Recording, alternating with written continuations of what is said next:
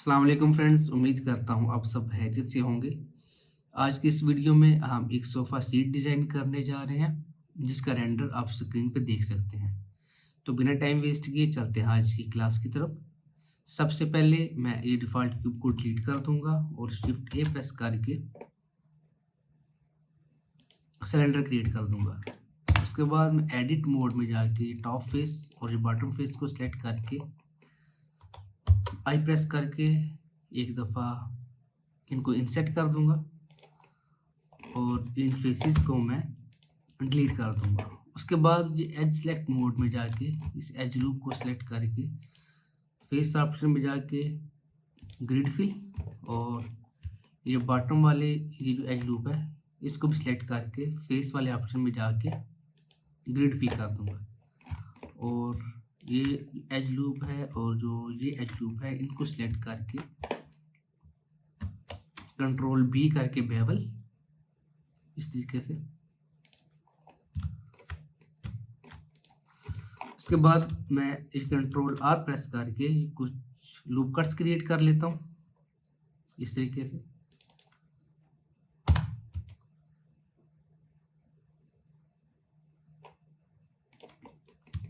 अभी आप देखेंगे कि अगर मैं ये वर्टेक्स सेलेक्ट मोड में जाता हूँ तो जो न्यू लूप कट्स मैंने क्रिएट किए हैं वो ऑलरेडी सिलेक्टेड होंगे।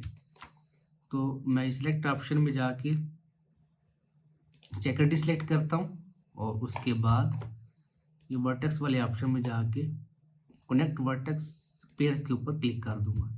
तो अब देखेंगे कि मेरे सामने कुछ ऐसी ज्योमेट्री क्रिएट हो चुकी है। अभी अगर मैं ये एज सेलेक्ट मोड में जाता हूँ तो जो एजेस अभी क्रिएट हुए हैं वो ऑलरेडी सिलेक्टेड होंगी और मैं कंट्रोल बी करके बेवल कर देता हूँ इस तरीके से। अच्छा, अभी मैंने ये जो फेसेस हैं इनको सेलेक्ट करना है। तो अगर मैं वन बाय वन सेलेक्ट करूँगा तो उसके लिए काफ़ी टाइम रिक्वायर्ड होगा। तो जो सबसे आसान तरीका है वो ये है कि मैं इनको सेलेक्ट करूँ और उसके बाद सेलेक्ट में जाके सेलेक्ट सिमिलर में जाके एरिया के ऊपर क्लिक कर दूँ। तो अब देखेंगे कि जो सिलेक्शन मुझे चाहिए वो सिलेक्शन तो नहीं हुई, लेकिन अगर मैं इधर जाके थ्रेशोल्ड की वैल्यू को कम करता हूँ तो अब देखेंगे कि जो सिलेक्शन मुझे चाहिए वो सिलेक्शन हो चुकी है। अभी मैं राइट क्लिक करके लूप टूल में जाके सर्कल के ऊपर क्लिक कर दूंगा तो जो फेसेस मैंने सेलेक्ट किए थे वो सर्कुलर शेप में होंगे। तो अगर आपके पास ये लूप टूल्स का ऑप्शन अवेलेबल नहीं है, ये शो नहीं हो रहा, तो उसको इनेबल करने के लिए आप ये एडिट में जाके प्रेफरेंसेस में जाके जाएंगे एड ऑन में और लूप टूल सेलेक्ट करके अनेबल कर देंगे। लेकिन अगर आपको ये एड ऑन में शो नहीं हो रहा या अगर आपके पास ये ब्लेंडर 4.3 है, ब्लेंडर का वर्जन 4.3 है, तो आप जाएंगे गेट एक्सटेंशन पे और आप इधर जाकर सर्च करेंगे लूप टूल्स। तो आपके पास ये लूप टूल्स के सामने ये इंस्टॉल का बटन होगा। क्योंकि मेरे पास ये ऑलरेडी इंस्टॉल्ड है इसलिए इसके सामने इंस्टॉल का बटन नहीं है। तो आपको इंस्टॉल का बटन मिलेगा तो उधर से आप ये लूप टूल्स को इंस्टॉल कर सकते हैं। अभी ये फेसेस ऑलरेडी सिलेक्टेड है, मैं आई प्रेस करके इनको एक बार इंसर्ट कर दूंगा और ऑब्जेक्ट मोड में जाके मॉडिफायर में जाके sub division surface modifier add कर दूंगा और लेवल्स में इसकी वैल्यू मैं 2 कर देता हूँ और अप्लाई कर दूंगा। अच्छा, अभी आप देखें कि अगर मैं एडिट मोड में जाता हूँ तो ये फेसेस ऑलरेडी सिलेक्टेड है। तो मैं स्कल्प्ट मोड में जाके फेस सेट में जाके face set from edit mode selection, क्योंकि ये एडिट मोड में ऑलरेडी सिलेक्टेड है फेसेस, तो अगर मैं इनके ऊपर क्लिक करूँगा इस बटन के ऊपर तो आप देखेंगे कि जो फेसेस ऑलरेडी सिलेक्टेड थे एडिट मोड में उनका फेस सेट बन चुके हैं। अभी मैं जाऊँगा क्लास फिल्टर पे और यूज़ फेस सेट को इनेबल कर दूँगा। उसके अलावा मैं ये ग्रेविटी से ये इन्फ्लेट कर दूँगा अगर ग्रेविटी होगा तो आप देखिए कि मैं क्लिक एंड ड्रैग करूँगा तो हमारा जो ऑब्जेक्ट है वो ऊपर या नीचे की तरफ मूव हो रहा है। तो मुझे ये चाहिए इन्फ्लेट। क्लॉथ डैम्पिंग की वैल्यू मैं 0.5 कर दूंगा। अभी आप देखिए कि अगर मैं ये इस फेस सेट के ऊपर क्लिक करके इस साइड पे ड्रैग करता हूँ तो कुछ ऐसी शेप क्रिएट हो जाएगी। तो मेरे ख्याल में ये काफ़ी अच्छी शेप क्रिएट हो चुकी है। एक दफ़ा मैं इधर क्लिक करके इसको इन्फ्लेट करता हूँ ऐसे। हाँ, तो मेरे ख्याल में काफ़ी अच्छी शेप क्रिएट हो चुकी है। अभी मैं जाऊँगा ये ऑब्जेक्ट मोड में और ये जो एरिया है इसके लिए मैं बटन या स्फीयर क्रिएट करूँगा।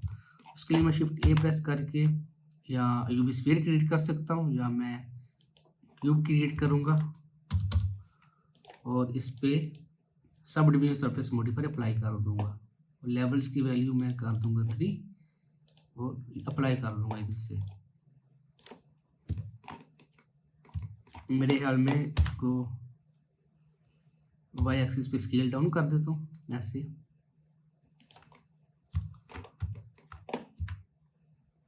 और इसको मैं ओवरऑल स्केल डाउन कर देता हूँ।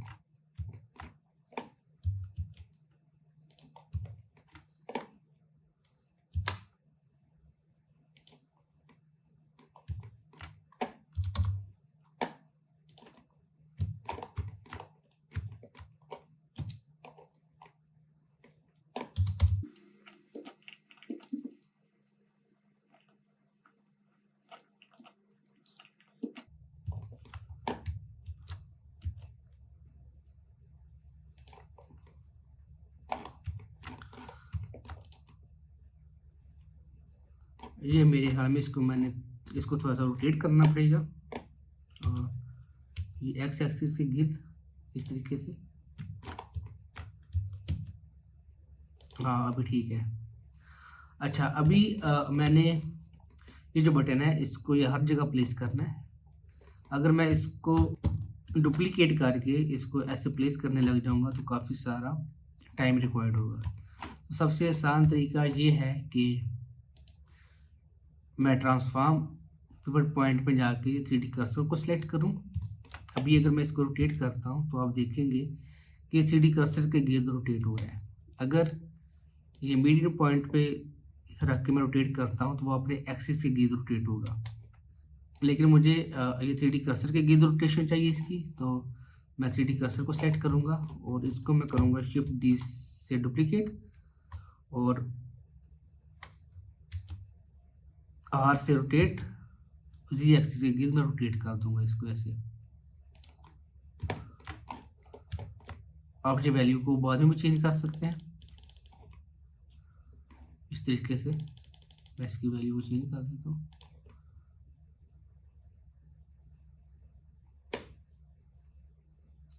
अच्छा तो अभी आप देखेंगे अगर मैं शिफ्ट आर प्रेस करता हूँ तो ये जो लास्ट एक्शन मैंने किया होगा उसको रिपीट करेगा। शिफ्ट आर क्या करता है, लास्ट एक्शन को रिपीट करता है। और जो लास्ट एक्शन ये है कि मैंने ये इसको डुप्लीकेट किया और रोटेट किया। अभी अगर मैं शिफ्ट आर करता हूँ तो वो डुप्लीकेट भी करेगा और उसको रोटेट भी करेगा। इस तरीके से मैं शिफ्ट आर करके इस ऑब्जेक्ट को प्लेस कर देता हूँ। ये इस तरीके से। अभी मैं इसको सेलेक्ट करके इसको भी शिफ्ट आर करता हूँ और इसको रोटेट करता हूँ जी एक्सिस पे ऐसे। मेरे ख्याल में इसकी वैल्यू ठीक है। हाँ मेरे ख्याल में इसकी वैल्यू ठीक है। ये अगर चेंज भी करनी है थोड़ी सी चेंज कर देता हूँ। अभी अगर मैं शिफ्ट आर करता हूँ तो ये भी ऐसे ही करेगा, इसको डुप्लीकेट करेगा और जी एक्सिस पे रोटेट करेगा।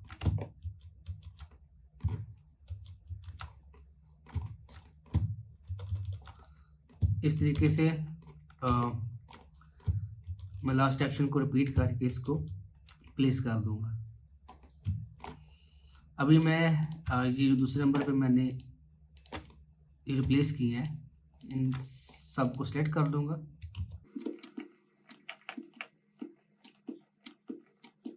इनको सेलेक्ट करके मैं कंट्रोल जे करके उनको ज्वाइन कर दूंगा। अभी अगर मैं मूव करूंगा तो वो सारी इकट्ठी मूव होंगी क्योंकि वो एक ऑब्जेक्ट बन चुके हैं। शिफ्ट डी करके मैं जी एक्सिस पे मूव करूंगा ऐसे, और आर जी इनको जी एक्सिस पे रोटेट कर देता हूँ इस तरीके से।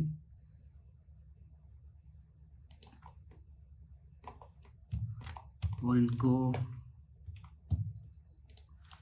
साथ इसको भी सिलेक्ट कर देता हूँ, शिफ्ट डी करके डुप्लीकेट और जी एक्सिस पे मूव कर देता हूँ ये इस तरीके से।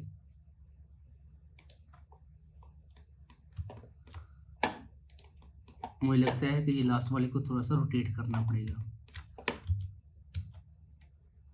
ऐसे। तो आप देख सकते हैं कि हमने ये बहुत इजीली और बहुत आसान स्टेप्स के थ्रू ये ऑब्जेक्ट क्रिएट कर लिया है। अभी हम जाएंगे इसकी टेक्सचरिंग की तरफ। या उससे पहले मैं इसको सिलेक्ट करके मॉडिफायर्स में जाके सबडिवीजन सरफेस मॉडिफायर ऐड कर लेता हूँ ताकि इसकी लुक थोड़ी और बेहतर हो जाए इस तरीके से। हाँ, अभी ये काफ़ी बेहतर लग रहा है। अभी हम जाएंगे इसकी टेक्सचरिंग की तरफ। तो टेक्सचरिंग के लिए सबसे पहले मैं एड ऑन में जाके नोड रेंगुलर को अनेबल कर दूंगा। और अगर आप ब्लेंडर 4.3 वर्जन यूज़ कर रहे हैं तो आप ये गेट एक्सटेंशन से जाके पहले नोड रेंगुलर को इंस्टॉल कर सकते हैं। उसके बाद मैं शेयर एडिटर ओपन करता हूँ और न्यू मटेरियल क्रिएट कर लेता हूँ।